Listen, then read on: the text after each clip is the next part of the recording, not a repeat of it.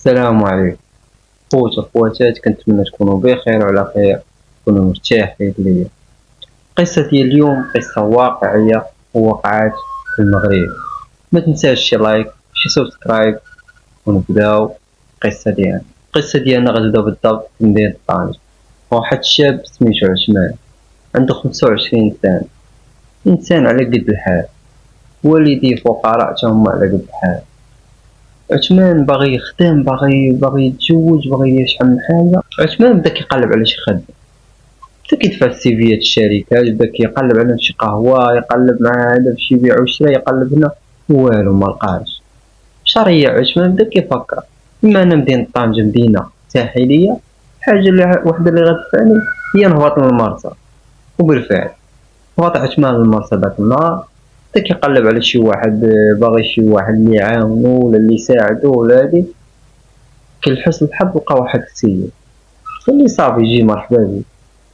عثمان بدا خدام مع داك السيد، لكن الصالير ديالو كان شوية على قد الحال، يلاه كيكفيه ما ياكل ما يشرب ما يصرف على والديه، تقريبا كتجيه قد ما كيشيط ليه والو.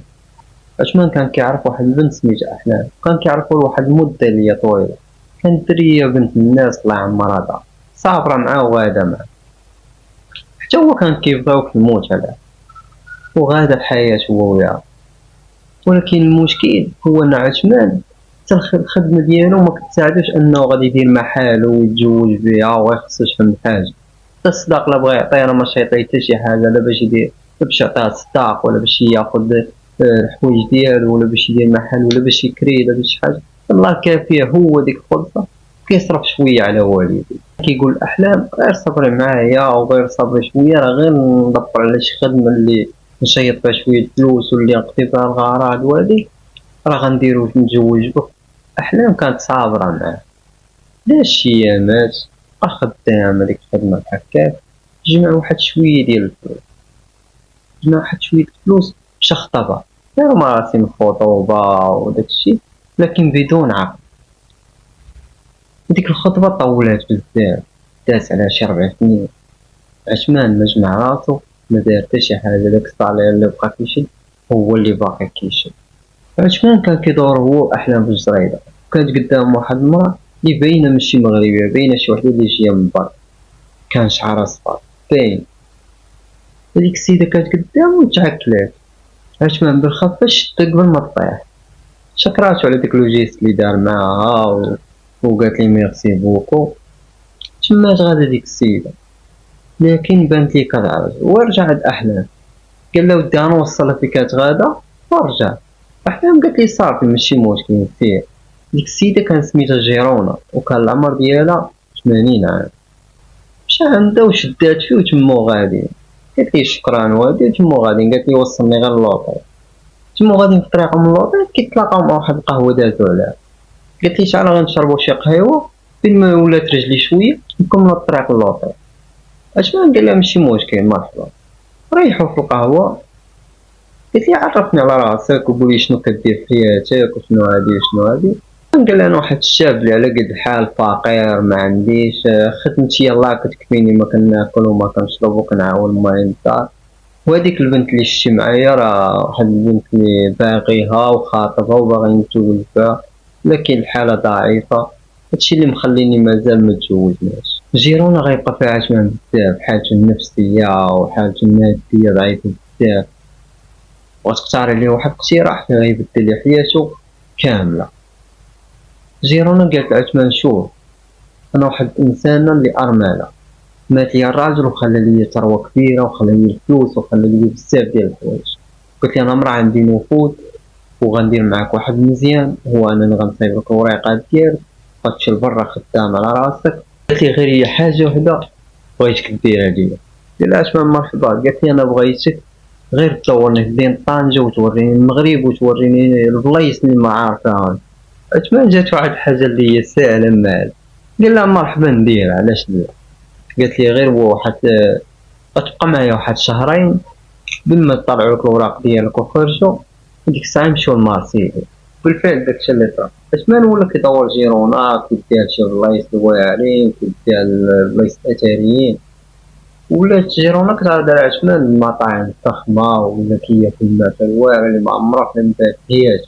داز أيامات عرضت عليه اللوطين، مشى عند اللوطين دوز واحد الصواري زوينة تعشات فيها، ضحكو ولعبو. لكن جيرونا بدات كتقرب من عثمان بزاف، دخلو الشك عثمان، ولكن قال لا راه وقيلا حيت هي أوروبية وجاية من برا راه عندهم فكر حر ومختلفين علينا، ماشي عندهم هادشي عادي. لكن جيرونا بقات كتقرب، زادت تقربت ليه شوية وهي تصاحبو، قالتلي شوف انت واحد اللي باقي صغير عندك 24 عام، وانا واحد المرا اللي عندي 80 عام، انا عارفك كبيرة، ولكن شوف تزوج بيا. قالتلي غنعيشك فواحد الحياة اللي معمرك حلمتي بيها، اللي بغيتيها ناخدها لك، اللي بغيتيها نشريها لك، كلشي أي حاجة بغيتيها حضرها لك، حاجة وحدة تزوج بيا. عثمان شنو بدا كيفكر، قال هادي عندها 80 عام غتموت واحد النهار وما بقالها شحال قدا تعيش، 3 سنين 4 سنين وغتموت وتخلي ليا الثروة كامل. قال صافي نتزوج بها. قال لها صافي نتزوج. مشى عند أحلام قال لها شوفي الله يسهل عليك وحنا سالينا صافي الله يجعل البركة. أحلام تصدمات ومبغاش تفرط فيه، قالتلي لا وندي نصبر معاك وندي نصبر معاك وهادي. قال لها شوف الله يسهل عليك والله يجيب لك شي ولينات. ومشى عثمان. كان ديك الوقت صافي كملات ديك شهرين، خرجوا ليه الوراق، مشات هي وياه لفرنسا جيرونا، وفات كاع بالوعود اللي وعدات بهم عثمان. خدات ليه الطوموبيلات الواعرين، خدات ليه فيلا، رداتو مدير ديال الشركات. عثمان من حياة الفقر حياة الرفاهية. داز شي أيامات تقريبا، داز شي 4 سنين. عثمان طالع ليه الدم، مبقاش عاجبو الحال، كيشوف في جيرونا اللي كان كيقول غتموت على واحد عامين 3 سنين 4 سنين، باقا هي وعامة وصحتها غادا كتزيان. جيرونا كان مهلي فراسها بالماكلة بالسبور، في حين جيرونا كانت كتيق فيه بزاف وكان كتبغيه، كان داير فيه واحد الثقة اللي هي كبيرة. واحد النهار عيطت لجيرونا، عيطت لعثمان، قالتلي جا عندي. جا عندها فين بخير لاباس. قالتلي شوف غنبوح لك بواحد السر اللي معمرني بحث بيه لشي واحد. قال لها مرحبا قولي. الاب ديالي كان من المقاومين الفرنسيين، وكانوا كيجبدو الكنوز من تما وكيجيبوها للبلاد، وكاع الثروات والذهوبات اللي كانوا في البلاد كانوا كياخدوهم وكيجيبوهم للبلاد، كانوا كينهبو كياخدو كيجيبو. ولكن كانوا جايبين واحد الدفعة طراو شي مشاكل هما يدفنوها تما. وانا قلت راه عندي الخريطة ديالها، شحال مرة انا كنمشي للمغرب كنبغي نجبدها ولكن ما كنلقاش شي واحد اللي كنتيق فيه، وحتى الا بغيت نجبدها انا ما غاديش نقدر، انا غير مرة ما نقدرش نحفر عليها ونجبدها. الا ويلي عثمان قال نمشيو نجبدوها. عثمان طمع، زاد الطمع ديالو على الفلوس، قال نمشيو نجبدوها مرحبا. قلت له ولكن حاجة وحدة انا ما كنتيقش فيك بزاف. لا لا وما تقوليش هكا، حنا 4 سنين ديال الزواج وما تيقيش فيا وهادي. قلت لي شوف غندير معاك واحد القرار اللي هو زوين. قال قولي مرحبا. قلت لي شوف غنجبدوها غدي حتى النص وانا النص. قال صافي مشات. داز شي ايامات جمع حوايجهم هبط للمغرب، وجا النهار اللي غادي يمشيو يجبدو داك الكنز ديالو. ركبو في الطوموبيل تما وغادي. جيرونا شادة خريطة، عثمان غادي دور من هنايا دور من هنايا. هاد البلاصة كانت في النواحي ديال مراكش، واحد البلاصة بحال الصحراء خارجة على مراكش. بقات غادا بيتي قالت لي وقف هنا كاين. عثمان مقوش ما طامع بزاف، هبط جبد البالا بدا كيحفر. جيرونا كاينة فوق، مرة كتمد ليه الماء، تمد ليه شي عصير يتنفس شوية. جيرونا عطاتو واحد العصير عطاتو لعثمان، كيشرب فيه عثمان وكيهضر معاه. كملو ناض بدا كيحفر واحد شوية وكيحس براسو كيضرو شوية الدوخة. وبغا يتلافت لجيرونا باش يقولها شنو واقع ليه، كنلقاك كتشوف فيه وكتبتسم بواحد الضحكة هي شرير. بلا شك غتقولوا علاش دارت ليه بحكا وعلاش هادي، غنرجعو للور ملي مشى عثمان لفرنسا ودارتو مدير ديال الشركات ديالو. كانت كتصيفط ليه بنات كيبقاو يجربوه، لكن عثمان كان كيطيع عمى، وجيرونا كانت عارفة كلشي، كان كيمشي معاهم كيسهر معاهم كيبات معاهم، وهي ما قالت ليه حتى شي حاجة. واحد اللحظة عثمان هو يغيب طاح، جيرونا غتهز ديك البالا وغتبدا ترد عليه داك الرملة كامل وغتدفنو وهو حي. لكن لحسن الحظ مع هي غير مرا ولية مقدرش تغطيه كامل، دارت عليه غير واحد شوية وبقى واحد النيف ديالو خارج، بقات نيف ويدو خارج، بقى كيتنفس بيه بشوية. جيرونا ركبات ومشات. من لحسن الحظ يزين واحد الرجالة من تما كيبان ليهم هادوك الصقور واقفين بزاف. الصقور معروفين ملي كتكون شي واحد قريب يموت ولا سير كيموت كيبداو يتجمعوا حداهم، قالوا هادي شي حاجة كاينة ولا شي حاجة سير كتموت هنا.